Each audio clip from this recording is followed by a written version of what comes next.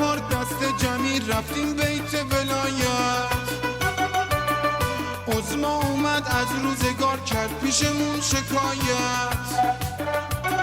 مثل لوله آفتاب اشک از تو چشاش می اومد. به دست و پا افتاده بود بیدین بی مروت.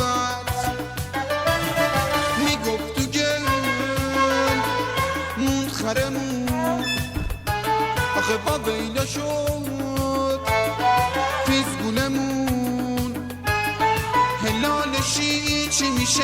عراق و لیبی چی میشه؟ منقل و چایی چی میشه؟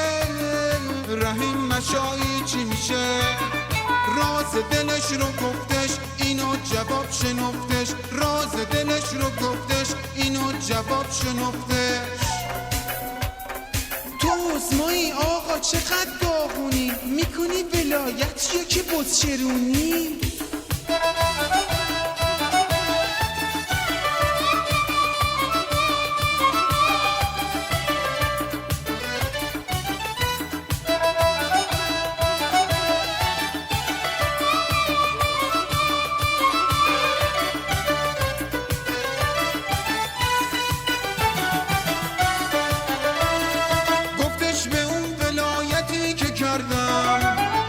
قسم به اون جنایتی که کردم، قسم به اون امام که میپرستم.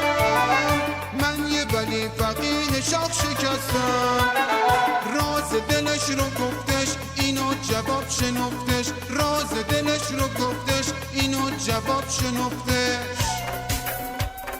تو عظمایی آقا چقدر داغونی، میکنی ولایت یا که بزچرونی؟ گفتش به اون ولایتی که کردم، قسم به اون جنایتی که کردم، قسم به اون امام که میپرستم. هرچی میگفتم بابا خالی دستم. راز دلش رو گفتش اینو جواب شنفتش. راز دلش رو گفتش اینو جواب شنفتش.